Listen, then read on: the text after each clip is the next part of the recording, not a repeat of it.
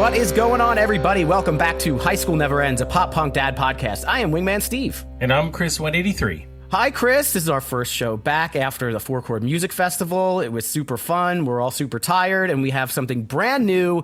Well, it's not really brand new. It's kind of brand new for the month of July. You know, we started Drive-Thru Summer several years ago and brought it back last year and did Drive-Thru Summer Leftovers, the albums that we missed. And I kind of thought Drive-Thru Summer was finished. I thought we had put a cap in it. And then one of our friends, who we'll talk to on another episode, said, guys, you should do bands or albums by drive-through artists after they've left Drive-Thru Records. So here we are.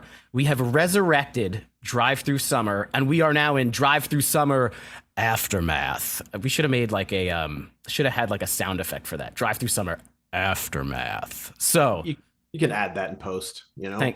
Thanks. We haven't introduced you yet. You're not here yet, my friend. Right. So anyways, we're taking a look at Drive-Thru Records bands, and we're going to see what they did after they left Drive-Thru Records. So we are starting at the starting line. You guys like that? That was perfect. We're starting at the starting line. They've only had 3 full records, and we've talked about one of them. We've done an episode where we talked about all the starting line, but we are going to laser focus on their album. They're gone from Drive-Thru, and they put out an album, their 3rd full-length album called Direction, and that's what we're going to talk about today. And Chris, we have a couple of somewhat special guests, right? We certainly do, and ladies and gentlemen, this is an exciting time. I love the fact that we're going back to these drive-through bands, and we're going to talk about some of these albums that we've never talked about before.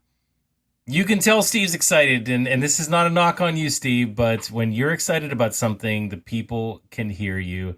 It sounds like you are shot out of a cannon, and you're talking 500 words per minute, which is okay, right? You have a Imagine lot to say. I listened to the show back on like 1.25 speed, so I'm going to sound like Alvin and the Chipmunks. Yeah, well, I'll tell you what. So just to break up the opinions that you and I might have about this album, we did bring in some guests today, and we brought in some very, very, very big guns today for the show with us. Number one, he is a HSNE Jeopardy champ. He is a champ of HSNE Jeopardy. The one and only Punkish Dad. Welcome to the show. Hey, thanks for having me, guys. I was excited on the first Drive-Thru Summer. My first appearance on the show was to talk about Say It Like You Mean It. So I'm glad to be back and talk some more starting line with you guys. And that makes sense why we have invited you back, because we are following up a previous episode to keep our continuity just stellar. Really, really good. Mm-hmm. I don't remember any other episode, so I'm sorry, Punkish Dad. I forgot all about that one. So that's why Steve's here. And you are not alone. We also have another guest with us today. We talked to this gentleman, I'd say recently, right, about a brand new album that they put out. The band is Port Maria. The gentleman's name is Stu. Stu, welcome back to High School Never Ends. Well, thank you, boys. Thank you. Glad to be here. Did you join? So I know that Stu is a huge fan of the starting line and this particular album, or at least I think he is from our previous discussions. Were you on I don't think you were on the episode where we talked everything about the starting line, because that was one of our super early ones. Have we ever interacted on the show about starting line? I mean, I don't think I've been on an episode specifically about the starting line. No, definitely not. Got it.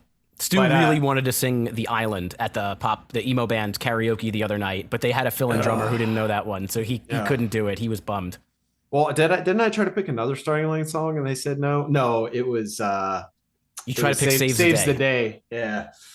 So that he ended up doing Jimmy Eat World the middle and messed up all the easiest chorus of all time, messing it up. It was quite I have a video. You could text me. I'll get it to you. It was the second chorus only. Okay. Yes, I missed the last line. All right. I could say that I fact checked that, but I'll fact check it. You're never gonna let this one go, though. I know. You're a great singer. I was like, this is the middle. Like my daughter knows the words to the song. The words are on the screen. I was too excited. You know, there was too much There's just too much excitement in the room, man. But Everyone's going. to be fair, when you're up there, it's not as easy as you think, right? Even though you may know a song, I think it's easy. You don't sing these songs every day of your life unless you do sing the middle every day of your life, Stu. I don't know. I don't. That's I'm definitely giving him not a bunch of something- shit for it. It was a minor error. It was like the just fines or the all rights. He mixed them up or something like that. So Yeah, it wasn't I mean, like he it's easy blanked to or do. anything like that. It's easy to do. Anyways. Absolutely. Here we are. We are here to talk about the starting line direction. The starting line is going on a tour. They just played. They had Homegrown open for them out west. I think we're going to go see them in a couple of weeks here in the month of Drive-Thru Summer, July. And so let's talk about direction. This one is a little bit different than the first two records. It came out July 31st, 2007. So that's a summer record there on Virgin Records. It was produced by Howard Benson, who's done Less Than Jake, Lucky Boys, Confusion, R.I.P. He did Crazy Town, the Crazy Town guy, not Howard Benson. Hoobastank, My Chemical Romance, All American Reject. So strong producer. It got to number 30 on the Billboard 200, and it sold about 20,000 copies its first week out. And the lore. Basically, what had happened was Geffen, their previous, so Drive-Thru was acquired or merged with Geffen. Geffen wasn't happy with the starting line and the demos for Based on a True Story. The previous one made them rewrite it a bunch, delayed the album, delayed the tour. Ultimately, they didn't promote them, so they pieced out and they signed with Virgin. And I guess they put out the record that they wanted to put out. So let's kind of start in 2007 and say, boys, where were we in 2007? Did we pick this one up? How do we feel? Where do we start with this starting line record? Let's go with our guess. Either one of you guys. You mean if like wanna where start. we physically were in our lives when this album came out? Or Did you get this musically? record? No, I don't want to know about your history or anything. Yeah, you don't care about my life. I know. Yeah, I already know way too many details. Yeah, dude, I picked up this album right away, and I was in love with Based on a True Story as well. And it's funny, dude, when you bring up that history, I wonder. First off, I didn't know that Geffen did not really enjoy what the starting line was doing, and I wonder if Based on a True Story is actually the vision starting line was trying to put out. Like, I wonder how much Geffen messed with it, tweaked with it, and ultimately, like, we're like, no, you can't put out what you want to do. We're going to make this happen. Because I like that record. It's definitely a major departure from the first album, but I thought it was fantastic. It was great. I don't know. little different scenario for me. So 2007, we're talking pre-streaming era, pre-smartphone. So it was a little more effort, right, to pick up an album or discover something new than it is nowadays. But at the time, I totally missed my radar, actually. I loved Say It Like You Mean It. Based on a true story, I enjoyed quite a bit. But I was at the time working full-time, going to school full-time, not paying as much attention to stuff, and it wasn't as easy. So I actually didn't hear about this album until like a year later. And this is the era of when you'd sample. I was buying music digitally on iTunes, but there was no streaming at the time, right? So it's like tight on money. Do I want to spend the money on this album? I remember sampling it 30 seconds at a time. You could listen to 30-second snippets. And that's how I first heard it. And I actually didn't even purchase it after sampling it the first time back then. So I'll have some more history to share, but that was my first introduction to it. I wasn't super impressed from the jump. And I think I got it on a torrent is how I found it, because I wasn't even in the country. So I torrented this album. It was awesome. I think the statute of limitations has expired on that, hopefully. Yeah. Cut that. Well, I mean, that's kind of where, I feel like that's where I was getting some of my music was by those means at that time. Yeah, this was a weird time because I was no longer buying compact discs for the most part. Maybe here and there I was buying them. And, prior to that, that's how I was getting all of my music. I didn't I didn't buy music on iTunes at all. Like I for some reason wouldn't do it, or I didn't have an iPhone or didn't really want to do it on my computer.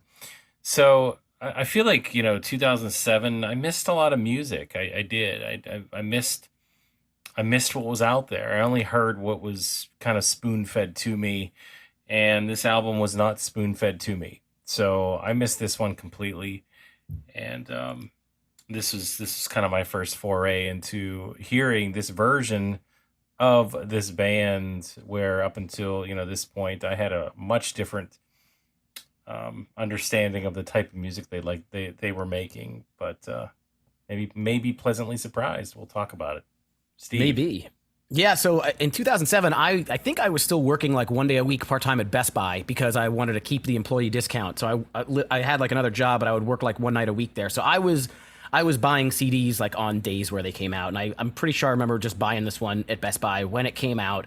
I think on first listen or first couple listens. And really what my main kind of thought on this album, mostly throughout the years, is that like this is a good Starting Line album. It's not my favorite version of the Starting Line. It's a little bit different than that like Say It Like You Mean It, which to me is my favorite kind. But I like the different things they did. You could tell that they like evolved. And I saw Starting Line like a million times. I think I've seen them like 21 times, something like that. And I saw them like right after this album came out. They were supporting for the All American Rejects on like a big show at the Bryce Jordan Center.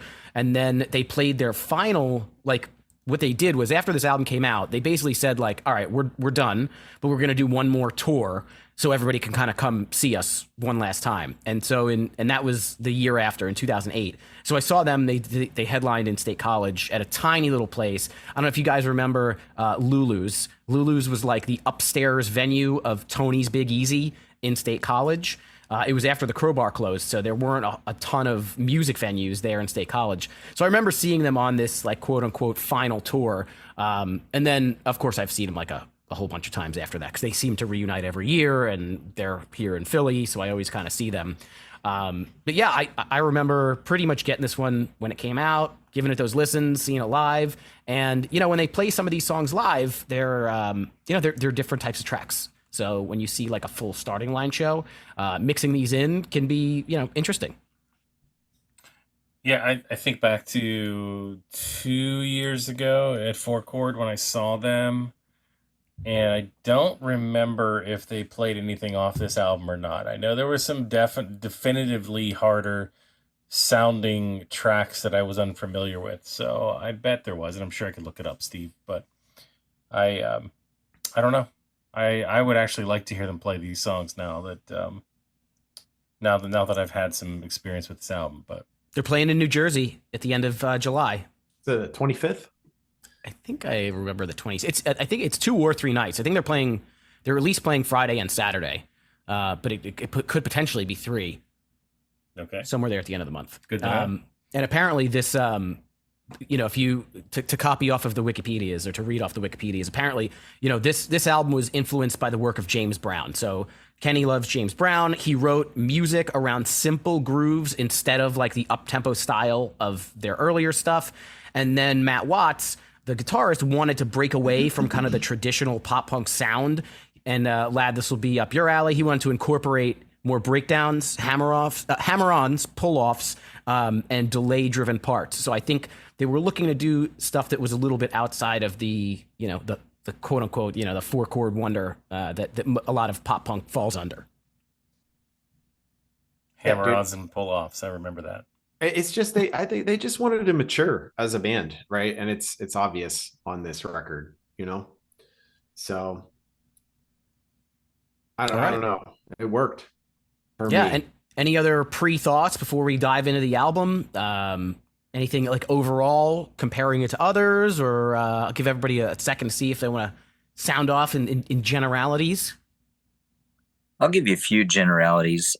So this is one that I've listened to probably a dozen times in prep for the show, but I've listened to it a few times over the years, but never just felt that drawn to it. It has become more of a grower for me as I've spent more and more time with it, but it doesn't send me running to a guitar. Like oh man, I gotta play that riff, or I gotta figure that out. Like some of their old stuff did do that. And other albums absolutely do that. When the new Blink album came out, I was running for a guitar like the second I heard Dance With Me. It's like, I've got to play that riff. And I haven't found anything on this album that sends me running for it. And that's kind of what I tend to find inspiring. So but I'll have some thoughts about specific songs. I think Stu's right. They did mature and grow as songwriters, and that makes sense given that how young they were with the first album, especially Ken. I think he was like 17 or whatever when the first album came out. And even at this point, he's still probably only like 21, 22 years old. So it makes sense that they would evolve their sound over time. But as far as the guitars you mentioned with Matt Watts, I have a few things that I picked up as far as patterns and things that I noticed, and I'll kind of sprinkle those in as we go. I think Ken was 9 years old actually in that first album. He looked that way in the Best of Me video for sure. Yeah, he looked young. He looked young. I remember this was the first band that I got into that the lead singer was younger than I was at the time, because I think I got into them at like 2001. So I was like, I don't know, 18, and he was like 17 or 16 or something like that. I'm like, wow. Back then I was like, wow, I'm getting old. I'm older than the singer here. So he was younger than you at the time. Does that mean now he's older than you? I don't know if that's possible. I would he's think, not older than me. No, there's no way he's older than Stu. But yeah, I think that yeah, he's still probably a year or two younger than me, and 10 or 12 younger than Stu. He could do special things. So. Yeah. I think they're only still like 23 years old when they recorded this record, though. Like just babies, you know. Any overarching thoughts, Stu, before we dive in? Nope. Said what you got to say, Chris? I just feel like if I give thoughts, it's gonna spoil what I have to say here. But I give a lot of. Well, the only thing I'll say is this: I give a lot of credit when you have a band where the majority of fans want to hear one thing and they do something different. It could super backfire on you, or it could end up being something pretty good or pretty special. I am curious to hear what you guys have to say, because I know that you edge on the side of the former in that, that pop punk sound versus, any other iteration of this band. You hold this band near and dear to your heart, and I'm making assumptions, but I believe that is the case. But when they change it up, I'm curious to hear what you guys got to say about that. So let's see. I would think, just based on knowing the four of us, I would say if I wanted to take a guess, I would say that me and Lad will steer more towards the pop punk bubblegummy stuff, whereas Stu and Chris go for some of the harder stuff. So this will be a good exercise in mixing that stuff up. Yeah. Look, I don't think this album is a hard rock album, if that's what you're saying. I just said harder. Yeah. Let's start with the first one. Let's go. Steve, kick us off. Direction. All right, so we're gonna get right to the titular track here at number 1, and to me, like right off the bat, what we see is just another a new iteration of the starting line. I think right from the very beginning, you notice that this is not Say It Like You Mean It. This is not Boats. This is a little more rock. It's harder than some of the previous albums. I mean, you start off, you got Kenny like screaming and shit, like he's mixing in stuff that.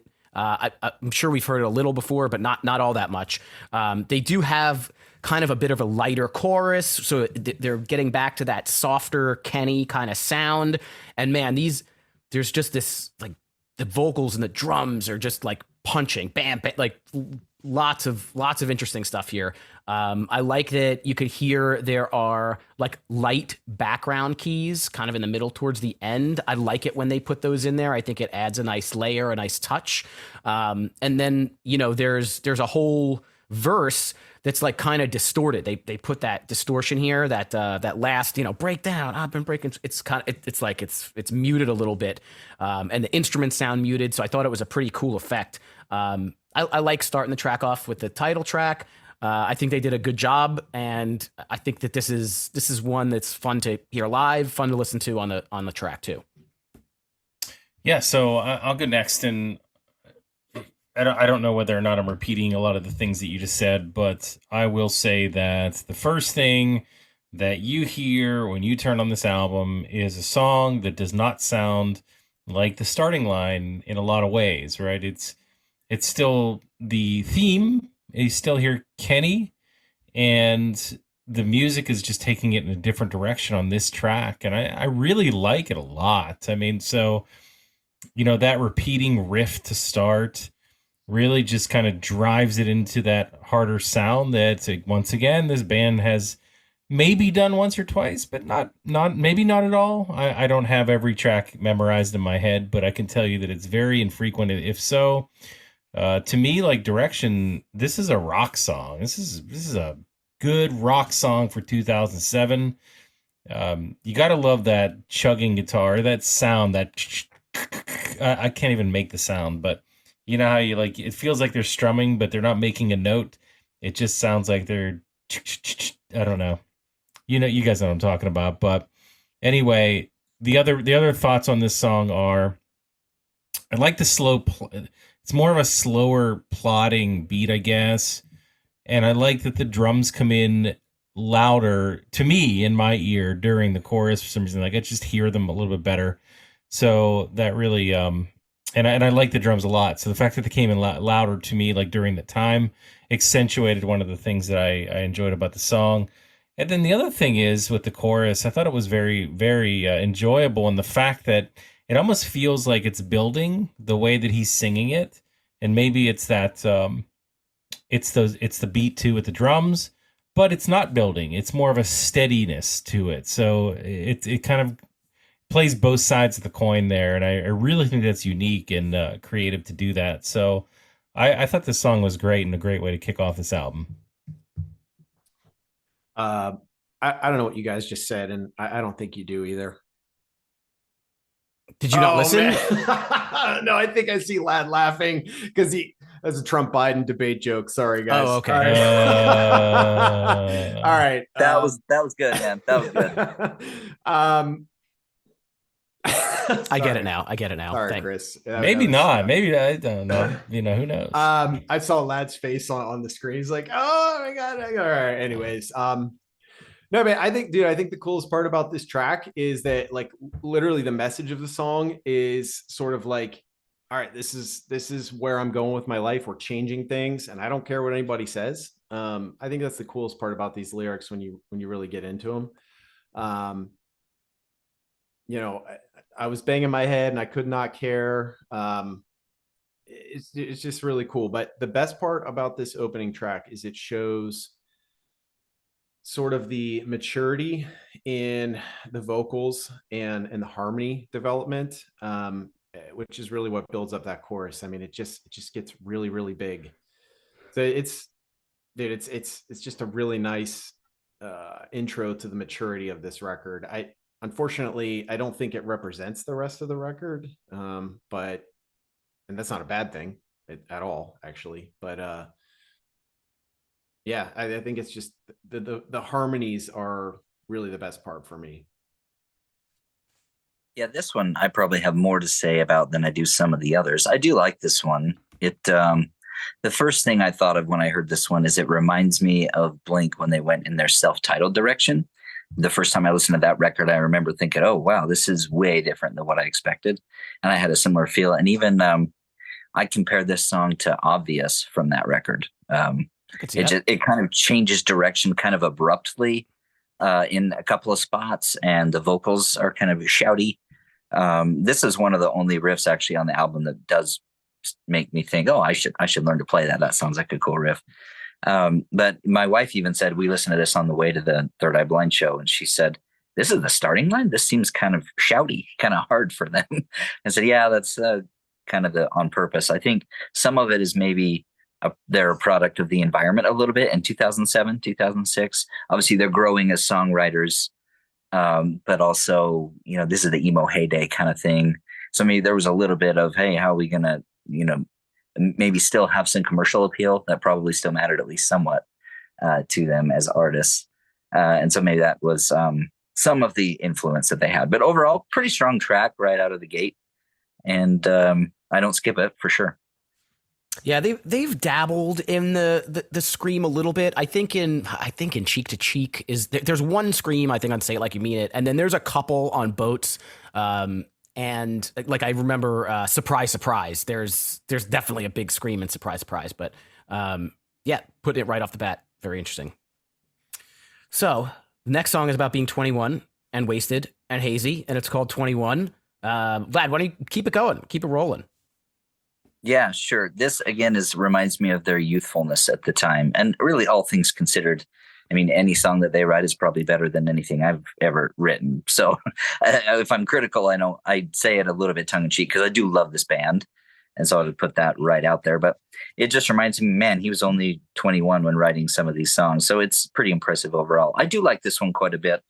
In fact, he even refers to himself as a boy in it. I think in the first verse, I think this is the one. So that's kind of interesting.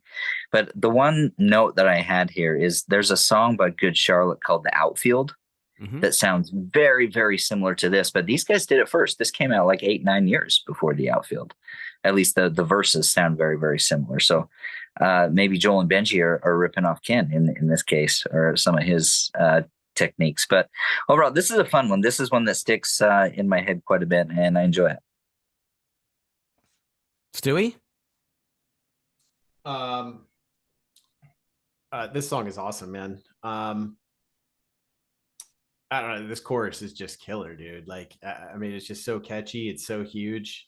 It's just totally one of those pop punk songs where you're just rolling down the windows and you're just rocking. But it's kind of funny, dude, because it's clearly this song they wrote when he was just a freaking kid turning 21, dude. Like, the first verse seems like maybe he was trying to talk to a girl or maybe getting in a fight with somebody. It's hard to say exactly, but it's 7 and I'm already wasted. It's 21 and dude, it's so catchy, dude. It's probably easily the catchiest chorus on the record besides Island, I think. So this is definitely a standout for me, for sure. Yeah, hey, if we're going in the reverse order, kind of, I'll go next. It's like a snake draft. Well, I agree. This song's anthemic. Like it is. It's a great song to dance to. It's really fun. You're right, Stu. It's really catchy. You know, I'll tell you what. Like, obviously I'm not 21, but I would have definitely, if I didn't miss this album, this song would have been on a lot more, I guess, for this song specifically, because, I can just hear myself singing to this at that time. I wasn't 21 in 2007 either, but still a little bit closer. I think that, this song brings them a little bit back to form a little bit. Maybe they go a little bit further back to, where they came from in terms of sound, but it still was somewhat aggressive. So they still were able to keep that a little bit more of an aggressive nature to their sound, as what they're trying to do on this album. Again, we only have one song sample size so far in our journey through, but that said, it still has that nice mixture. And I think all in all, 21, it's just an awesome track. It's solid riffs to start, keeps it going throughout, keeps it fun, never a dull moment. So I'm in on this one. Yeah, and so here's the thing about having the song here at number 2. So if you're a Starting Line fan of Say It Like You Mean It, like, that's where you got into them and you love them, and whatever you thought about the second album, which was a little bit different, and then you get into this one, you hear Direction. When you hear 21, you're basically brought nostalgia-wise back to kind of Say It Like You Mean It. Like, this is kind of like that classic Starting Line sounding, and there's a little bit of edgier stuff that's mixed in. That this is a song that, like, I remember very specifically when, Chris, we were doing our episode on the Starting Line, which was like, I don't know, episode 10 or something, like way back in the early days. And I remember I was doing a lot of running outside, and this one just like popped on, I think. And I'm like, holy shit, like, I kind of forgot about this song, but this song is like awesome. Like, I love that it sounds like super happy and catchy and upbeat, but it's quite self-deprecating. Like, I love Kenny as a lyricist. Like, he's not basically saying like it's a good thing that it's 7 o'clock, hopefully PM, and he's already wasted. He's saying like, what am I gonna do? He kind of talks about, he's getting out of line, but he's keeping all his plans. It seems like somebody who's like kind of going through this adult thing of, all right, well, maybe I shouldn't be doing this, but I'm having fun. And he's putting that into this like upbeat song that, as you guys already said, is super anthemic. This is one that you can roll the windows down, drive on the highway, sing at the top of your lungs. It's fantastic. So this is kind of like that say it like you mean it starting line to me. So it's going to be high up in my book. Although the goal is not to be wasted by 7 p.m. I don't know what anybody's particular goals are. Like I don't have any goals usually to get wasted by 7. Maybe if you're at 4-Chord Music Festival, you want to be wasted by 7. You pregame. You get a pregame a little early, but the goal is to be able to just even it out. So by the time 10 hits, you're in a good spot. There you go. Chris is good about the timing out of the wastedness. That's the advice. And I'll go ahead and keep it going. So Are You Alone is the next track. And I think this is, to me, like, I love this track here. The lyrical melody is the reason why. I think it's amazing.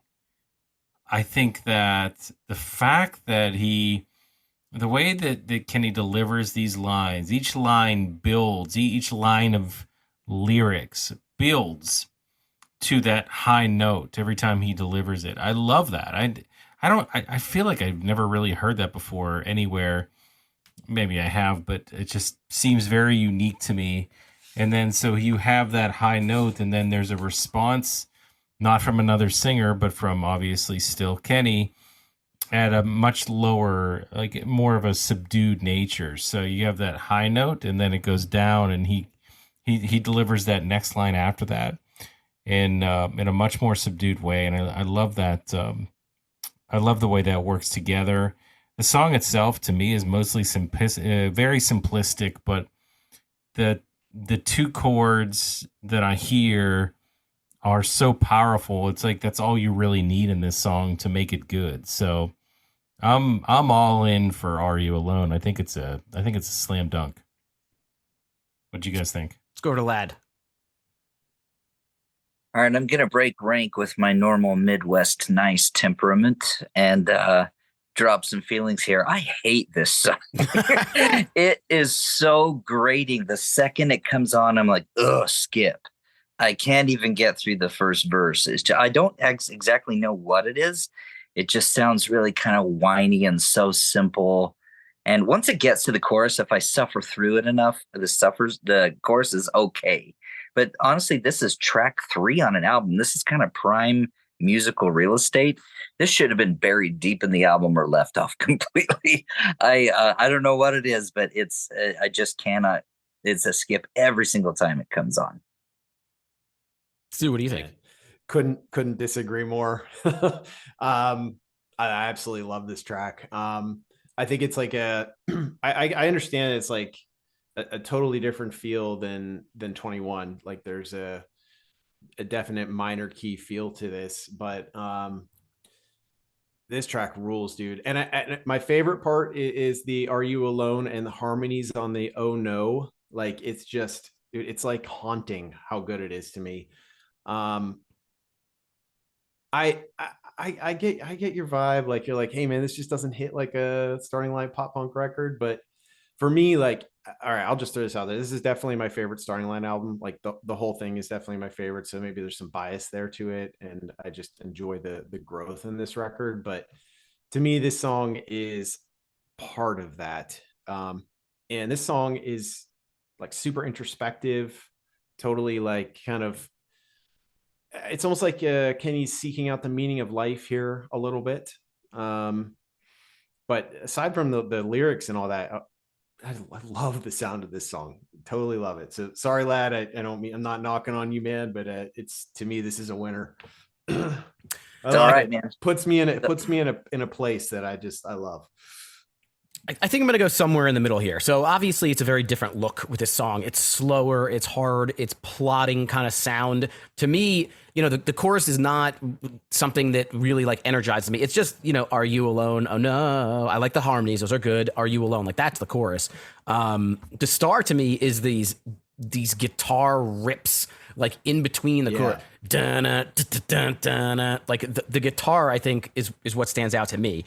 And without going into too much detail, I will just say overall, this song is not necessarily a favorite of mine.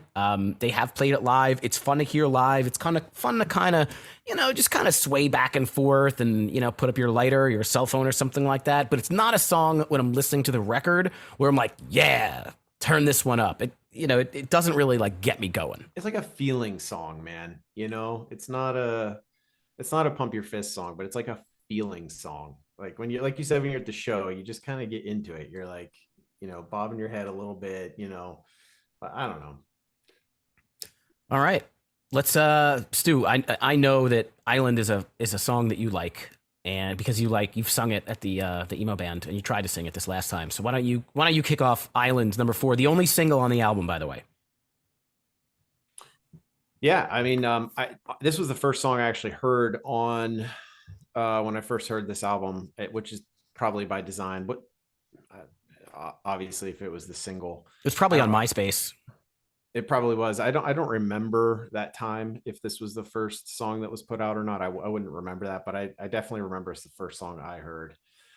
Yeah, I mean, dude, I don't want to get into ranking it quite yet, but we'll just throw it up there as one of the top songs on the record, for sure. Just incredible melodies, great harmonies, really cool lyrics about just sort of disappearing with the person you love and trying to make it work.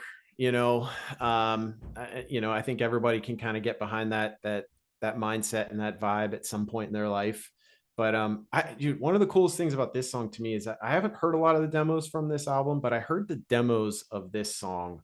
It must have been some kind of like making of the record thing I watched or something on YouTube, but it sounded terrible, like absolutely awful. And what they transformed it into is just absolutely incredible. What the way this song came out, and it just speaks to like the level of production and the work that they put in and the people they got involved to make this so good. So yeah, I love this song. It's awesome.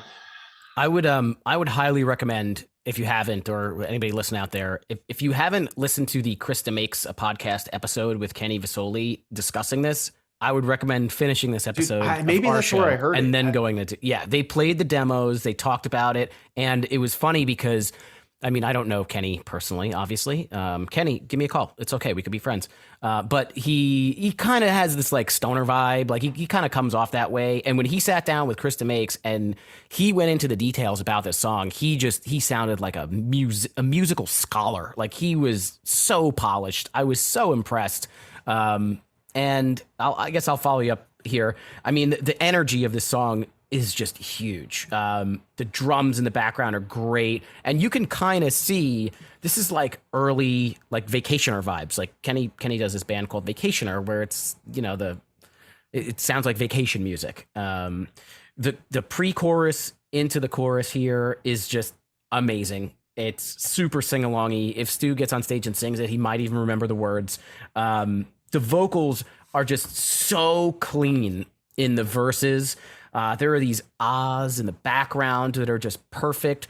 And then in the bridge, they bring out these like fucking conga drums. Like you feel like you're on an island. The production is amazing, dude. Yeah, it really is. I'm a big fan of this song. I'm pretty much a musical scholar. I think that's what I've been told. Yeah? Yeah.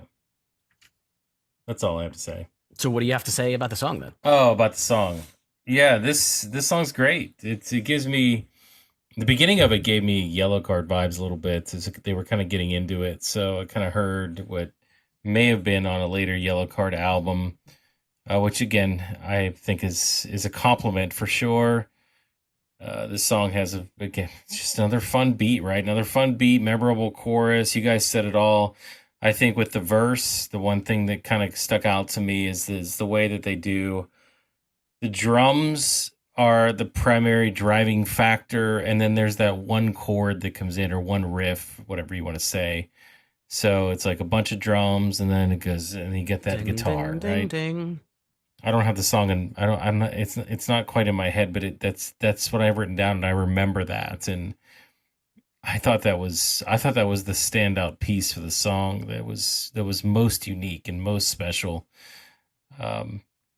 And I think that makes, so that driving towards the chorus, I think that makes that chorus stand out even more because it just sounds so good, and the chorus is a little bit different. It just stands out more because of that, because of the drums and what I just noted. So I'm a fan of this one too. Punkish Dad. think that just leaves me. I like this one too, so I'm back. I'm back on board. They lose me at track 3, but I'm back on board for He's track a happy 4. Midwesterner again. I'm back with to Midwest Nice, and I get it. It's good, but it's catchy. It's the only song with a star next to it in Apple Music, which means it got a lot of streams. I can see why. The break in the bridge is cool. It all of a sudden goes to this island feel. And one thing that's kind of subtle is the bass line when it switches to the chorus. If you haven't listened there, it's kind of in the background, but it does a cool little run thing that, you may not notice right offhand, but it kind of gives it the groove. So one thing I've noticed on these songs too is that there's a lot of water metaphors and island metaphors throughout the whole album. He says, I built a raft in one point, obviously island.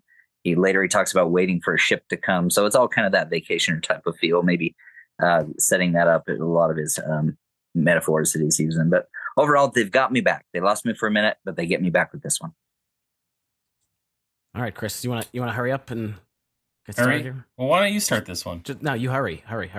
No, go ahead. Oh, me. Okay, hurry. So number 5, hurry. Seems like this is kind of like feel good, kind of Beatlesy vibe to this. I don't know if that makes sense, but I'm not sure that this one means like a whole lot to me. It's one of the kind of more forgettable tracks on the album, I think. The chorus is a bit weak.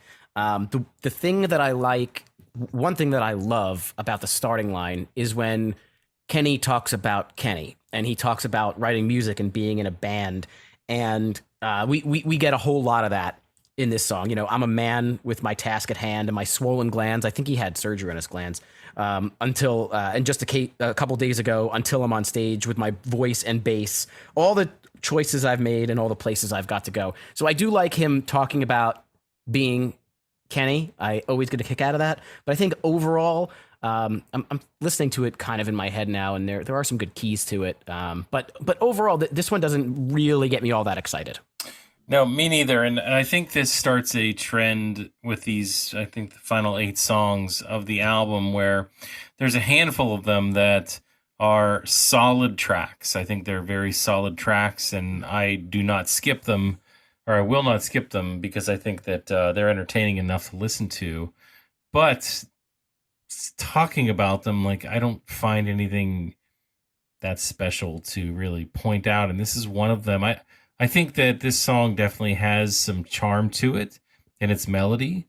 It maybe it starts off with a little bit more of that than what it kind of ends up with, but other than that, like, it just kind of is a solid song, right? It's nothing else special that really popped out at me.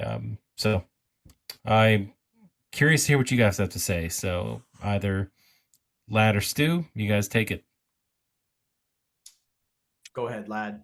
All right, I'll take it. This one, I don't have a lot of notes, but I did enjoy it pretty well. Pretty solid track.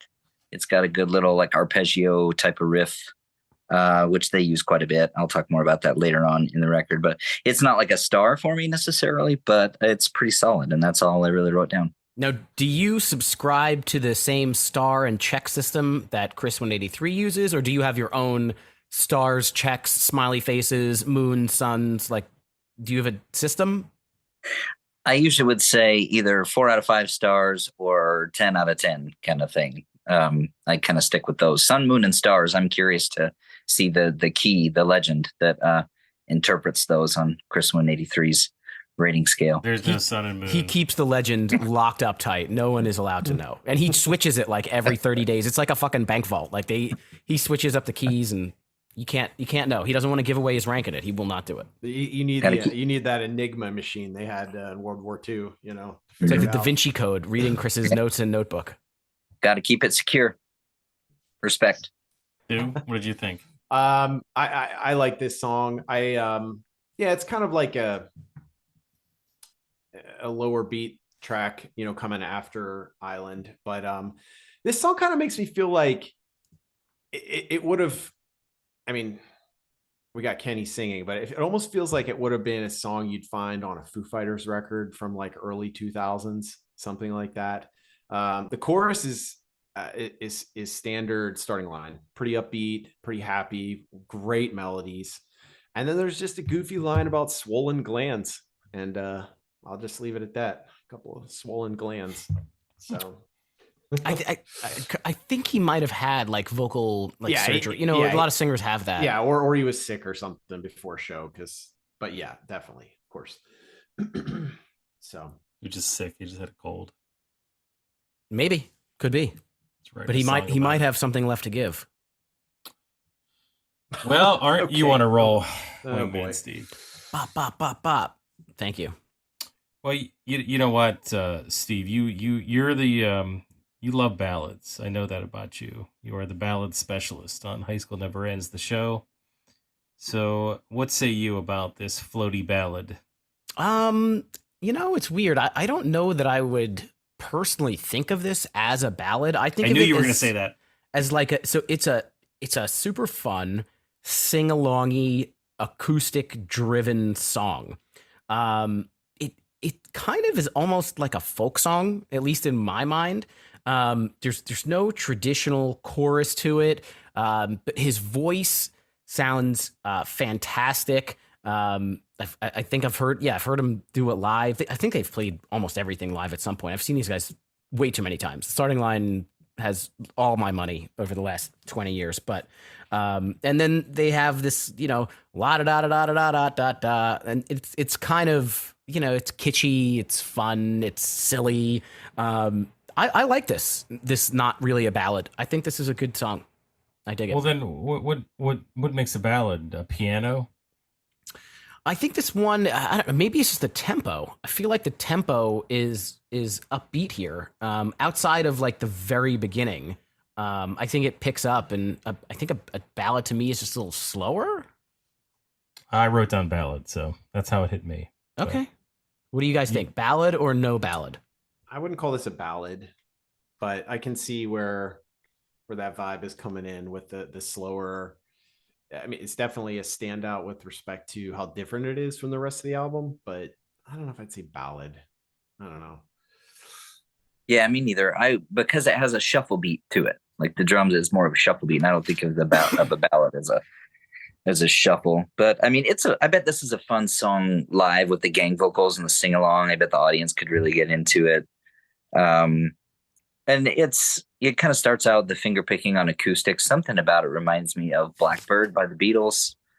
Has a little bit of that feel to it. Anyway, really catchy track. I enjoy this one. Yeah, it's a good song, man. It's if there was one that I would pick that I say, hey, you put a gun to my head and skip one, I would pick this one. But in my regular life, I still wouldn't skip it. I think it's a good song. So Yeah. Chris, Yeah, that's 3-1 non-ballad, just in case you're keeping score. We aren't the four of us are not there's a lot more population out there, so we could take a larger vote, and I don't even care. It's still a ballad. I don't care what anybody says. This is a ballad, and that's what it's going to be. And it has very enthusiastic la la las. That's all that came to me is they really wanted to accentuate the la la las on the song, and they did. I think they really did. La da da. Is it really? Because that's not what I heard. I think so, yeah. I heard la la la. It's very garbled. Coming from my phone, it was la la las. We can agree to disagree. It's close enough, though. Yeah, I'm not backing down on this one. This is the song this is the I'm hill standing I'm my gonna die ground. on. Yes, this is it. Any other song you can have your opinions. This one you cannot. And I really want your guys' opinion on Birds because this one actually has a star by it. So let's see what you guys have to say. Stu, what about Birds? Birds is cool because it's got a lot of woos, like a lot of woos and oohs. I think that's kind of the standout on this song. I mean, it's got pretty standard melody structure with the rest of the album, I would say. I don't know. He's talking about himself singing again and just, woohoo! Yeah. You spend your life with a pen and a microphone. You know, the lyrics are pretty standard Kenny talking about himself on stage or what he's doing with this band. But dude, the oohs are the coolest part of this track for sure. And it's so catchy, like you just want to sing with it. So yeah, this song's a winner for sure. If this, what if there's anything that Starting Line does well, it gets you singing some little hook line, and in this case it's not even a lyric, it's just an ooh, and there's lots of them and they're harmonized wonderfully. And you just this song doesn't start off like it's like, oh boom, it nails you, but as soon as it hits those parts you're like, yeah, okay, cool, I'm digging this. I think I think that's a lot of this album, but this is definitely this is a not skip for me. So let's hear it for the ooze. Lad, do you like ooze? I sometimes like ooze. I think they're okay in this case too. I don't have a lot of notes on this one. I wrote down good tune, very pop punk bridge. They're doing octaves in the bridge, which is a very, very common, more of a traditional bubblegum pop punk type of tactic. But at the same time, I'm thinking about this song right now and I can't place it. I can't remember how it goes. And that's the case for me with on quite a few of the songs of this album. There's some that really are catchy and stick with me. This one, I enjoyed it when I listened to it, but I can't even think of how it goes at the moment. So that is a little bit of an indicator for me. All right. Here's a little a tip or a trick. But sometimes if I get in that spot and I'm about to like talk about something, I'll put a little AirPod underneath my headphone and I'll put the song from my phone so I can secretly listen a little bit while no one's paying attention. I'm not doing that right now, but it's happened. Oh, you're pulling back the curtain. You're revealing the secrets here. Stu's got his phone up at his ear right now, trying to listen to the next song. So he's much less coy about it than. I'm trying to remember the song 3 Ahead, actually. Oh, okay. Yeah. Wingman Steve's Chamber of Secrets. That's right. I tried doing that. It didn't work for me. It was too loud and you can hear the song. So I think you're some kind of magic. I don't know. I'm a wizard. Well, listen, you are the wingman. So this is the perfect song for you to talk about. Birds. You know, it's funny. So I saw these guys last summer, and the tour was a fantastic tour. It was Starting Line. I think it was the Get Up Kids, Starting Line, Newfound Glory, and All American Rejects. And so Starting Line went on in their home state of Pennsylvania and Philadelphia, and they had a relatively short set when there's 4. Maybe they played 10 or 12 songs, and like halfway through their set, he's like, "Go Birds," and that's a Philadelphia Eagles reference. I'm not a fan, but the people around here are, and he starts playing this song, and I was just so surprised, and I think I kind of have to give it to them that I've seen them on a relatively frequent basis, and they're not afraid to just throw in a song that maybe you're not expecting in a set list. And I like it when bands do that. So I was surprised that they played this. And as Stu kind of said it, it's Kenny talking about Kenny, and I think that's a great thing. I don't dislike it. I always love that part. The chorus is kind of separated into these 2 sections, with the oohs kind of in the middle. I think to me, this is a pretty decent song. I would put it kind of somewhere in the middle when it comes to like all of my Starting Line fandom in terms of like what I like the best. But I'm not disappointed if they play it live, or there's no skips in the album. But I think I'm fairly middle of the road to happy when this song's on. I like it. Yeah. So like I said, this song has a star. It's a great ballad for sure. And I think you need to check your legend. A lot of ballads on this album. He's got to check his legend. He put like a cross on that one. I really like the and you guys are all listening to the headphone trick. Maybe you're not, but so there's something in here that caught my ear. I think it's the guitar. It's on some kind of beat. It goes 1 2 1 2, and then it goes into this heavy distortion.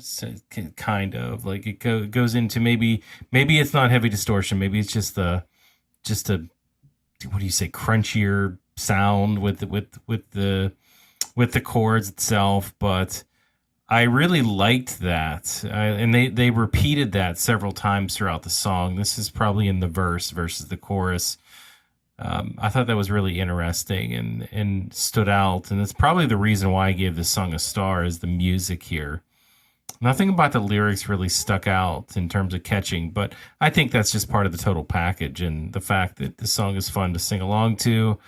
Love the guitar in it, and there was this pick scrape, but it was after a dropout. So I know that's probably pretty formulaic, but I love it.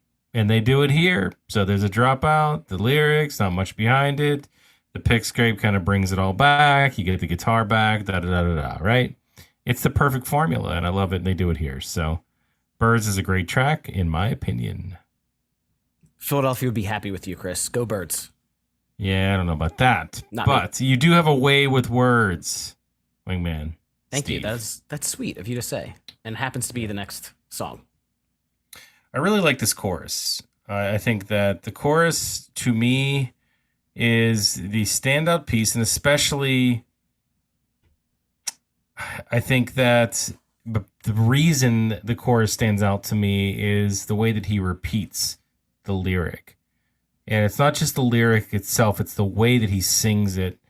So the first line versus the second line, I love that, right? Because he sings the first line in one way and the second line a different way. And there's such a contrast there, and it's so great both ways. It makes me want to hear it again and again. It never gets repetitive for some reason. So ultimately, like, I don't think this is a total package song where you could say that the whole thing is good from front to back, but that particular piece, the chorus itself, it's not like this big sing-along chorus to me, but it's that piece of it that really just stood out to me and makes it special. So, is it a ballad? Some may say. I don't have it written down, but now that you mention it, okay, come on. Now that you mention it, this song also, it's for a ballad. It's weird because it gets really fast for a while towards the end. Do you notice that it has that one part of it where it just gets crazy, and I think that was pretty cool too. Like it wasn't that long, but they just start going crazy on guitars and singing, and it stops, and they go back to what they were doing before. But really cool kind of addition to the song that you probably weren't expecting. What did you guys think about Way with Words? What do you guys? Go ahead. This is one of my favorites on the record. I would say it's probably the heaviest, if we're going to call a song heavy on this album. Just really sort of chunky riffs that we're doing here, moving into starting at the very beginning, moving into the verse, a lot of heavy layered guitars, big chorus. I think my favorite part of this song though is definitely the guitar work. It's unique, I think, for the band as far as their entire discography. So you heard some of this, I would say, probably on the last album, but yeah, this is easily the heaviest quote unquote song on the album, and I think for me that makes it one of my favorites. You want me to go next? Go ahead. Yeah. So this song is just fine. This is where the album, they mostly have had me. They've kept my attention up to this point, other than Are You Alone, which I just find unpleasant to my ears for whatever reason. But Way with Words is where it starts to lose me a little bit. I don't think it's terrible. And I love the little outro closing arpeggio riff. It's like a clean riff. And it's cool. It's done when you mentioned at the top of the episode about using hammer-ons and pull-offs. He's using some of those here in that outro riff. I feel like this would have been a better B-side as opposed to an album track personally. But I don't know. This is where I've been noticing it throughout the album, and this is where it really starts to stand out, is their overuse of a couple of guitar tactics, mainly staccato and arpeggio. So arpeggio is like you just pick out the individual notes of a chord instead of playing the whole chord, and maybe do a little hammer on and pull off there. It sounds cool. Lots of bands do it. Lots of guitarists do it. But through this whole album, there's arpeggios, and then there is a lot of staccato where either the guitars totally drop out or they just do a couple little rhythmic chunks, like syncopated. And that's what the ending, that long outro to this that we talked about, the heavy part, it's basically all staccato. And every single track does that. Either guitars drop out totally, or they're used as more of a rhythm instrument, which is fine. But it starts to feel really samey and less memorable to me, like they're a little bit stuck in a rut writing wise. At least that's what stands out when I listen to the whole thing front to back. Yeah, musically, I picked this up as kind of like a mid-tempo rock track, but I mean, what I really like about this song is the lyrics, and again, it's Kenny's honesty. It's him basically writing about. To me, it's what I take it as is it's he's writing about criticism of his own songwriting and sort of this internal struggle that he's been going through with what the people are saying or the record labels are saying or perhaps what the fans are saying and what he's feeling. They're basically saying that he's lost his way with words. Maybe what that means is people loved Say It Like You Mean It and thought the lyrics are great, and then we grew up a little bit, second album, start to write something, and maybe people didn't pick up on it as much. But I like the concept of this. The chorus itself isn't super strong, but I think I like the overall vibe of the song. I wrote down, I think you guys mentioned there's this like kind of like a breakdown, like this harder section after the second chorus, which was pretty rocking. So overall, I'm okay with it. I like it. It's good. Good. I don't think Kenny has lost his way with words. And if he has, just write about that.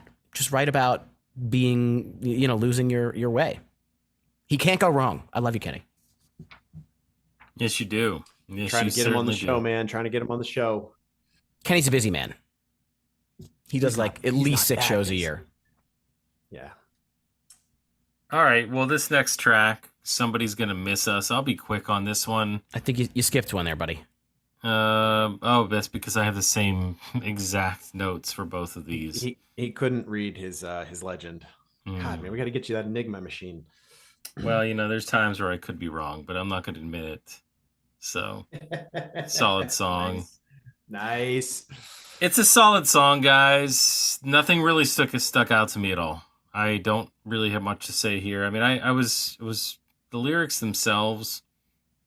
I question them a little bit. I wonder what he's talking about. All I wanted was all I could take, and some stood up while the others had to wait. Oh, and I took my turn, and I will state my case. Is he talking about his life as a rock star or something to that effect? Or something? Yeah, I mean, he talks about from, the Atlantic to the San Francisco Bay. It could be like a touring, kind of a touring song. Yeah, that's why it doesn't quite make sense. And some stood up while the others had to wait. I think it's like, I don't know. My impression is that like potentially he's sort of saying like, well, why did my band get this opportunity when there's so many other good bands out there? Right. It's almost like how did we get to do this? Like, we're so lucky. I'm so thankful. It's kind of what I feel. It's like, I live so well. Everyone should be repaid. I don't know. That's kind of what I get from the chorus though. I think, the line, I took my turn and I will state my case, lends to what you just said. It took my turn. And I could back up the fact of why I think we're a good band and we should have made it, right? But I guess what he's saying is I could be wrong, right? So I don't know why he second guesses himself on this song, why he feels that way, but that seems to be the narrative, and I agree with you, Stu. I think that's apparent. So nothing else really here. What about you guys? I'll chime in. I like the keys in this one. I like the background vocals, but overall, it's not necessarily like a standout track on the record for me. But I dig it. I think that this album is a bunch of solid work put together. But not every song stands out the same way that like almost every song to me does on Say It Like You Mean It. But I could be wrong. But I could be wrong. Stu? Yeah, I'm with you on that. I mean, I've been pretty rosy on some songs that you guys don't like, but this one is, I think they're all so good that like, if we're going to pick ones that don't stand out, I agree. This is one of them. Yeah, it's just, I mean, the lyrics are interesting when you kind of dive into them. I definitely think it's just about him being grateful to have a band that is touring and I can't wait to hit the stage and say hello to Jersey. Yes, yes. Thank you. You're welcome. But yeah, it's a good song, but not one that I would skip right to. That's for sure. I think we're all on the same page on this one. My notes say not super strong, but one of the stronger ones on the back half of the record. So it's all right. I don't skip it, but it's wouldn't be like Stu said, wouldn't be one that I go straight to when I put it on. All right. Well, that brings us to Somebody's Gonna Miss Us. And I'll kick this one off. So I don't think, I don't know for a fact, but I don't think that they knew that they were going to be, done as a band and they were going to, stop making albums and tour and stuff like when they were writing this.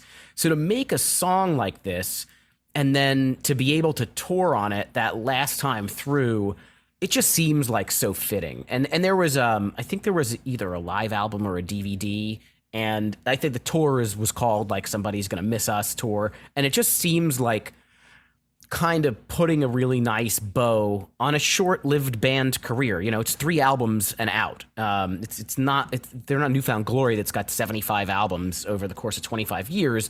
They pretty much said, all right, we're done. We're gonna pursue some other things, and we're still friends. We get back together every now and then. We play some shows.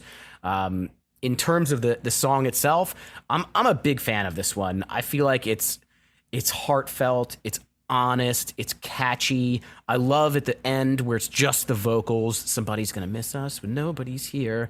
And I love that they basically directly attack their change in musical style or their decisions behind what they're making with their music, because there's the one verse he says, because this is no attempt to abandon anyone.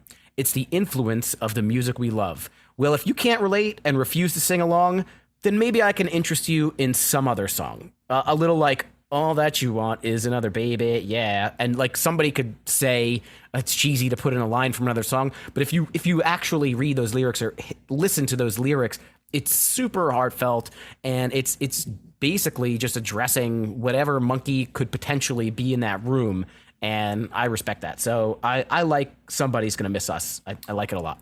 I don't think it's heartfelt at all. I think this is he's making a statement to his fans, like, hey, if you don't like this, you can go listen to the other crap that's on the radio, the pop stuff. It's not our fault that we wanted to go in a different direction. And, it's not our fault either that, we want to try different things that isn't just the run of the mill pop punk music. So I think this is him telling the fans, like, hey, you know what? We're going to move forward as a band. We're going to evolve. And if you don't like it, go listen to something else. I think we're saying the same thing. I'm just being nice, and you're being a little angry about the message. But it's saying the same thing. I read it. I don't think it's heartfelt. Is like a Hallmark movie channel. No, he's doing this. The Midwestern nice thing. He's apologizing. Like, he's apologizing for what other people may or may not think. But you could be like, he could also be saying, all right, listen, we're not trying to abandon anybody, but if you don't like it, fuck you. Go listen to something else. That's the way I see it. So you're the New Yorker now, Chris, and I'm the Pittsburgher. I'm the nice guy. Pittsburgh? Why is Pittsburgh nice? Why are you guys being so mean to each other here? This is like we're friends here, okay? Who's the music is? And yes, I do think Pittsburgh people are nice. They are nice. Okay, well they are nice. I am nice. Stu's nice too. I think you guys are both right about your feeling about this song. What I had like slightly different vibe about it, that maybe this is a little bit about the scene in general. Like it's like 2007 here. That like so they've been through the freaking meat grinder with record labels and seeing how hard this industry is, this business. They've had their demos torn apart. They're being told what to do, and they can see that, basically the industry is changing, because this is no attempt to abandon anyone, is the influence of the music we love. And I think it's kind of like this idea that like this scene or this pop punk, this genre, this world isn't going to be here forever. It's not, I don't, it may be about them, the band themselves, but it may be more about just the general feeling in that scene, that vibe, that world that we were all in back then. Because I miss them. We all miss them. Although we're going to see them in 3 weeks. But if you live in Pennsylvania, it's a little difficult to miss them because they do play every single year. So we do see them almost every year, but sometimes we black out and don't remember what happened. Yeah. So I don't know if I don't know who that was. we could all be right Directed at. here, but my vibe was more like this. It's more about the scene because he's saying like when he says like maybe something all that she wants is another baby would interest you. It's kind of like he's speaking to the record labels saying, or that the record labels are like they're in control. You guys, if you want to put that out, fine, you know, that kind of thing. But almost like it's almost like he's talking directly. I know he's talking directly to the record labels in this song. Maybe interesting. I don't know. That just kind of hit me. That's a good point. I'm glad you brought that up because I had kind of a different take. This struck me as a little bit salty and maybe kind of immature. I thought he was talking to the fans because at one point he says, if SILYMI is all you want, then I don't know how much in common we've got. And I guess if he's talking to the record labels, then I think that's totally fine.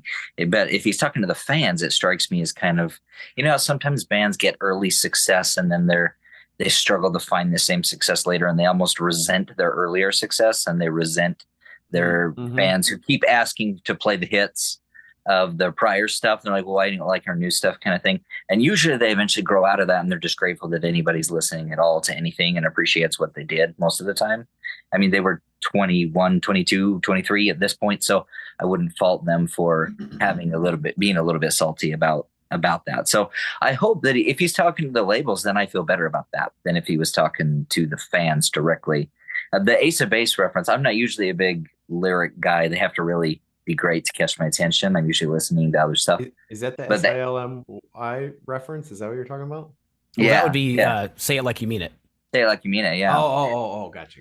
So, but he spells it out like that. He uses the acronym, so which I thought was kind of cool. But the Ace of Base reference is the first thing that caught me. I'm like, is he quoting Ace of Base? And so then I went and looked at the lyrics and read it back and read through the whole thing. But yeah, this song overall, it's okay. I appreciated the Ace of Base shout out, but now that I'm glad Stu got me thinking about that, about singing to the industry. And dude, I think this is he's singing it to the industry labels, the head people here, for sure.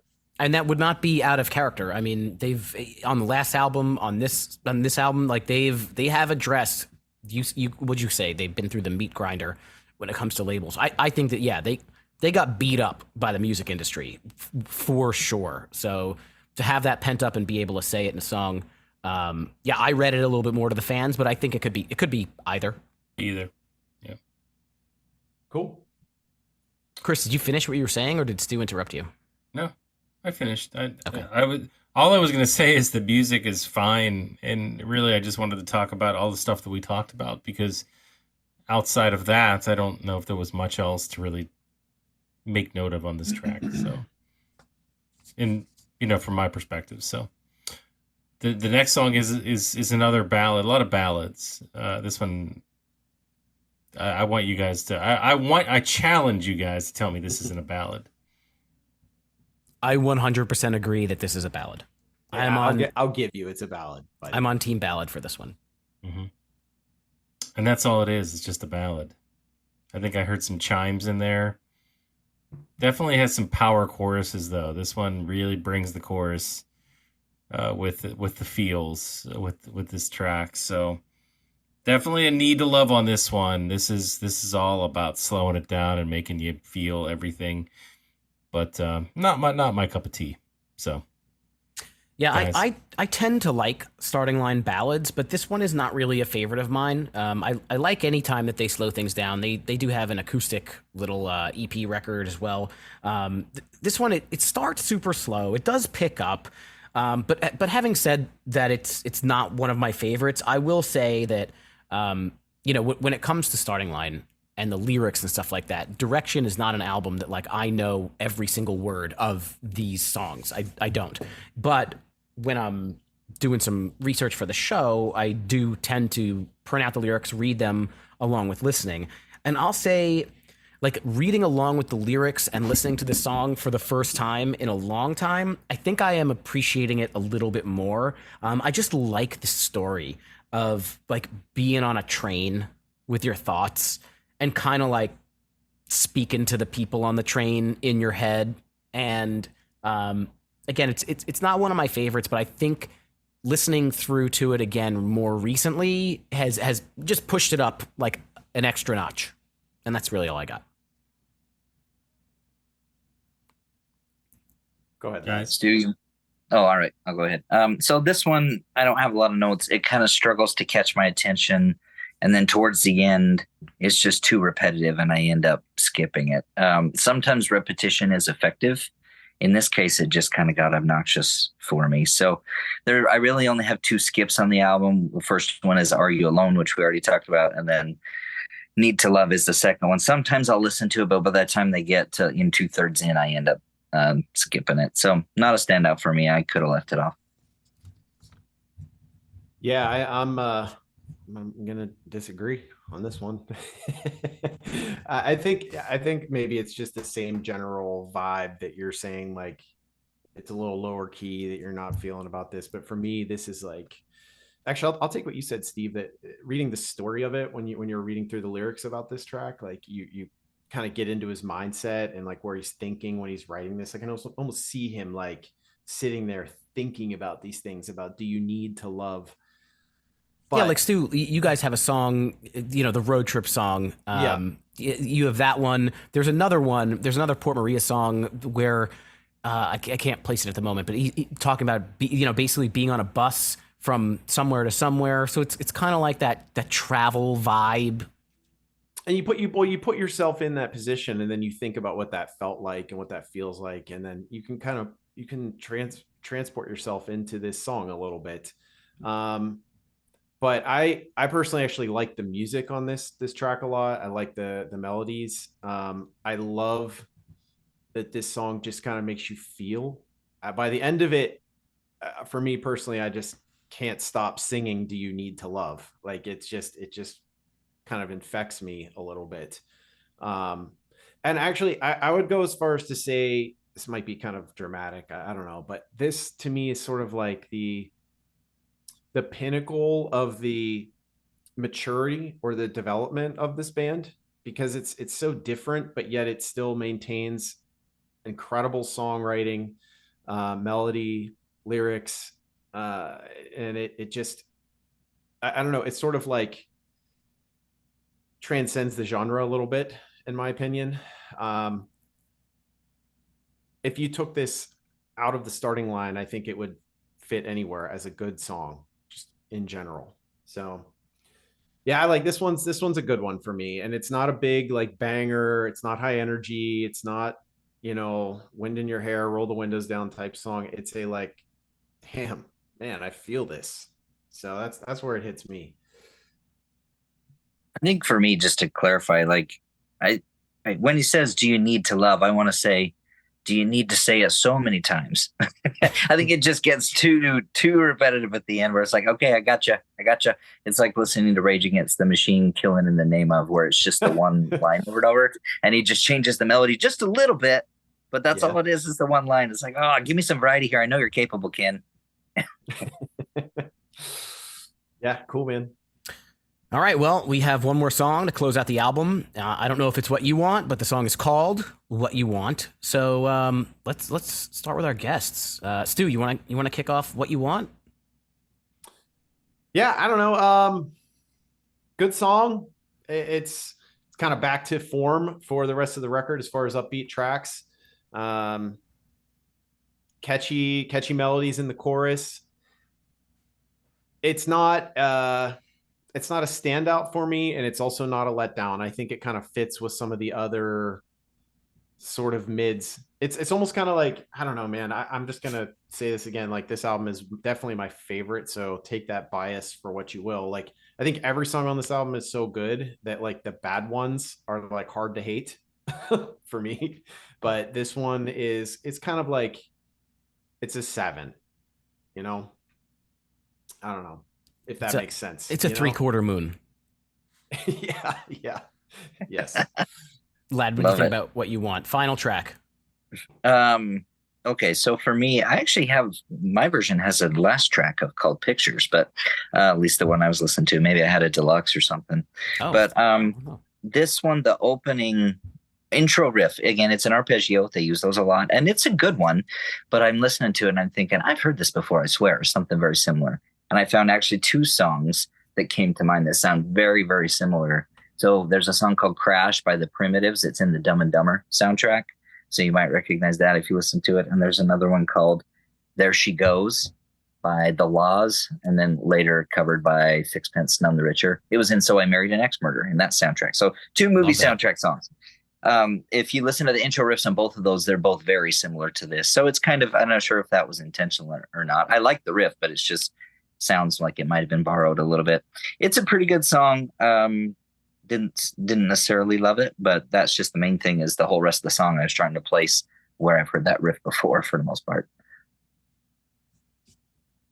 I think that's the first Sixpence None the Richer reference on this show in 4 years. So there you go. Hey, I'm proud to be the first one. I don't know, Steve. Did you reference Kiss Me at any point in time? Probably. We talked about Newfound Glory a lot, so we probably did. Maybe you did. He talks about on this song, he wants something more than all my possessions, something I want to share with everybody else, but he doesn't say what it is he wants. What is that thing? What does he want? What does he want? You'd have to ask him. We don't find out, right? This is not just me. Like I'm left clueless at the end of this song. I don't understand what he wants. You know, I guess one could interpret this in different ways. You know, if this is what you want, then I'm going to get it to you. I mean, this could be something that is relationship based. This could be something music business, related. Take it what you want. What if it's like a slice of pizza or something? Dude, I could use a slice of pizza right now. Yeah. I'm looking at these lyrics here, and the bridge is, I want to make you feel better about the bet that you've made, the bet you've placed on the lonely boys from the Keystone State. Yeah, that sounds music industry. It's definitely. It sounds like this is another one of those ones written in the strife that he's feeling about all the pain and suffering they're going through in the meat grinder, So it will be brilliant both to elderly and children. That's a pretty bold statement, right? To say that. Generational. Kenny is generational. He's just coming out and saying that it will be. It's not that it could be or it has been. He's saying it will be. So that's future tense. So that's interesting too. I don't know. Like, this is, again, musically, I probably don't have as much as you guys do. I even kind of got a little bit of like a country twang vibe to this song at first. I know it doesn't last throughout the whole song. It was just something I heard at the beginning. Ultimately, again, it's a fine track. Nothing really offensive here. I just thought it was more interesting to talk about the lyrics because that's what stuck out to me versus the music. Yeah, I like music-wise. I call it a jangly guitar, lad. You're talking arpeggio. You're using musician terms. The jangly guitar to me sounded really good. I feel like the one thing is that the chorus and the verses didn't really match up super well. It didn't sound like just a free-flowing song. It kind of was different. And when you look at it, Starting Line has had some pretty banger last songs. This Ride is that's very high on my Starting Line list, and Cut Print It from the last album, very good. I don't know that I would put this one in the same vein as that one, but I'm not hating on it. I'm not disappointed with it. It's fine.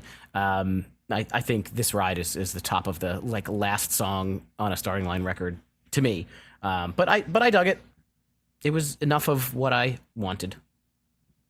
I don't want to make Kenny angry with anything I say, because then he'll write a song about me and he will put it out there. I'll tell you to go listen to Ace of Base or something. I want to play a quick game with the three of you gentlemen, and it's a game that I've been cultivating for a little while here. So the Starting Line played a headlining show just a week or so ago. Homegrown opened for them. I am super jealous that I missed out. So they headlined the show, and I'm curious to see if you gentlemen can guess what songs off of Direction were played 2 weeks ago. So we'll just go around the horn, guess one song that was played off this record, and let's see how we do. Chris, who should we start with?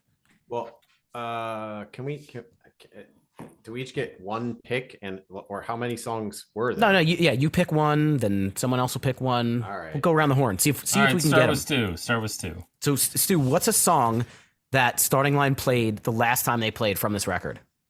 I mean, this is an easy one, but they played Island. Okay, well, way to pull the low-hanging Okay, fruit. okay, yeah, No, I mean- you're done. You're done. Okay. Lad's up next. I'm gonna just guess 21. Yes, they did, and I don't know that they play that often, so that's really cool. Chris? This is where it gets a little more challenging.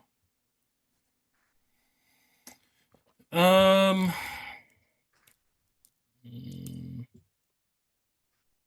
want to go Birds, but I don't know. Don't know if that's the right one. It's either Birds or Are You Alone? I'll go Birds.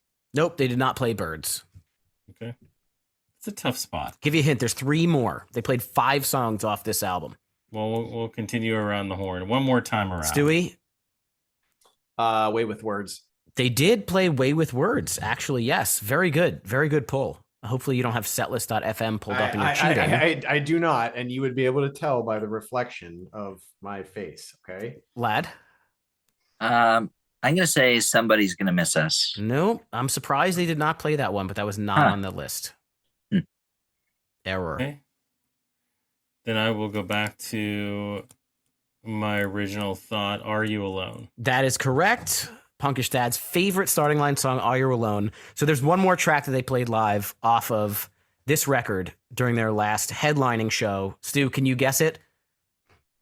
Direction. Yes, that's it. So they played Island, 21, Are You Alone, Direction, and Way with Words. And again, like I've seen them so many times, but they do mix up what they do in the set list. You know, there are some staples, of course, but some of these songs that obviously weren't singles or anything like that, they mix them up. So I always appreciate them doing that stuff. And anybody out there listening who is going to be at one of those shows in New Jersey at the House of Independence, make sure and come find us and say hello. And maybe we'll bring some stickers or stuff to give away.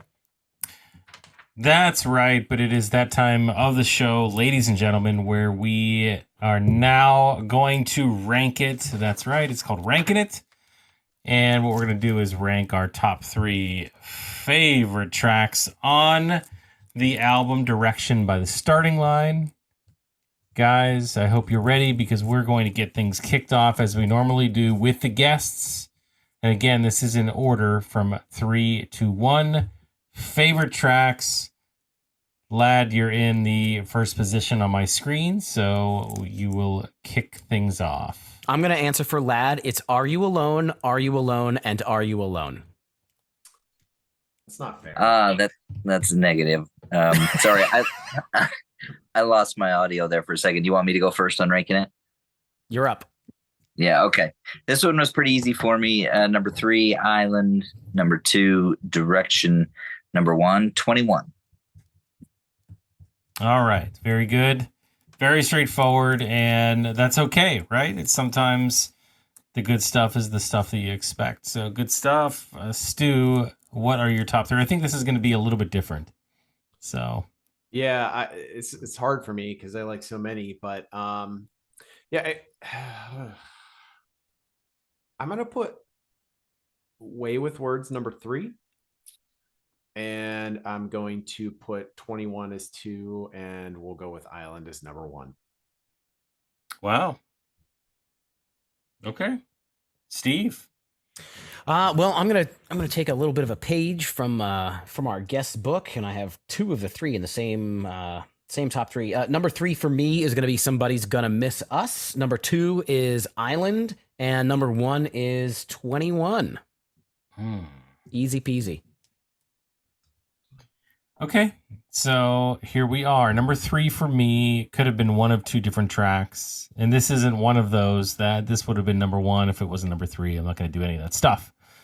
Direction is number 3 for me. I love the way that they kind of kick things off with that song for all the reasons I talked about. Number 2 is 21. Yes, I'm going in order, but it's just the way it kind of falls. And number 1 is Are You Alone? I think it's the standout, guys. I know that there's some polarizing opinions on this show. Not going to name any names. But just like where we had some polarizing opinions about ballads, I feel like I'm correct in this one too, for this one being the number 1 song on the album for a lot of the reasons, again, that we've already discussed. Guys, that's ranking it. I think we all knocked it out of the park. I think 21 is the winner because it made all of our lists in either number 2 or 1. So if you're out there and you're not familiar with that one, listen to it on repeat. And fantastic input from our guests. We are so glad that we invited you along for the ride. So Stu, Lad, please let's tell the folks out there where they can follow you and the projects that you have going on. Stu, start with you. Well, you can follow us at Port Maria on Instagram, Port Maria Band. You can check us out there. And me and Steve Kelly are looking to hopefully put together a couple shows coming up this year. Might start an acoustic set, actually. That's what we're thinking. But we also might re-record a couple of the songs and put out an acoustic EP from it. Sick. So stay tuned for that.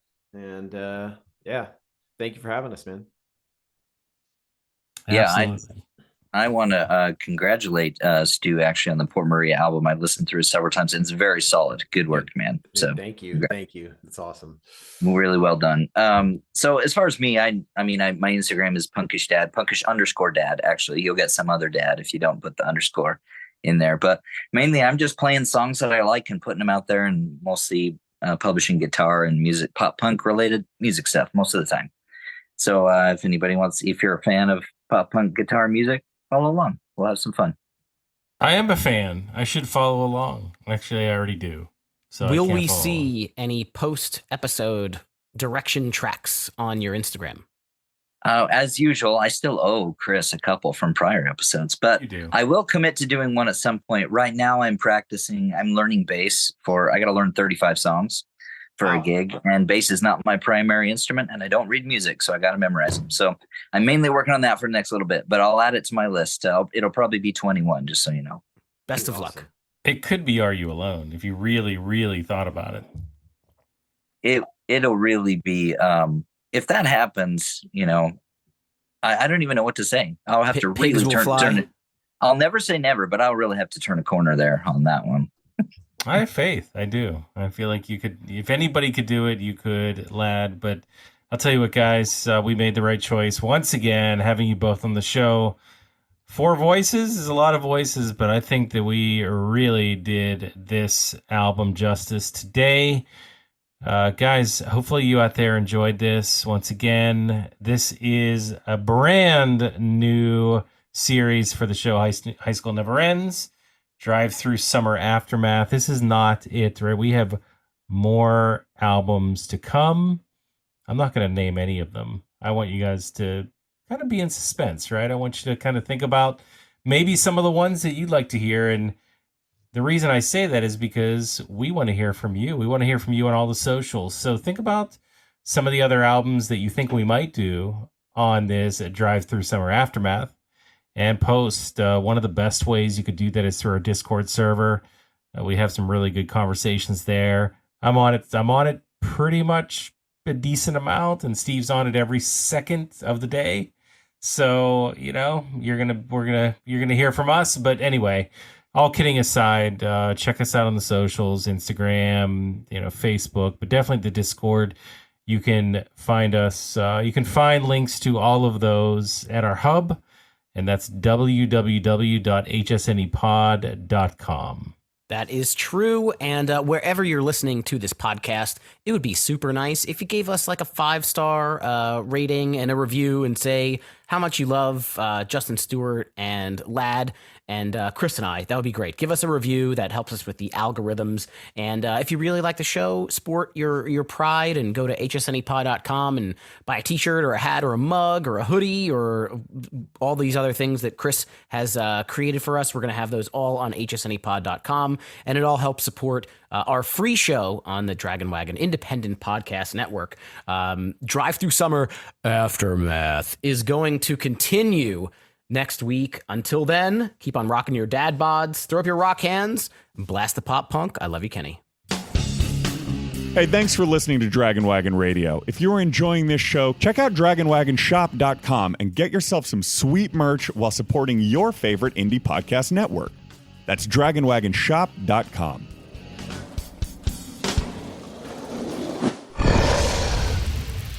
It's Dragon Wagon.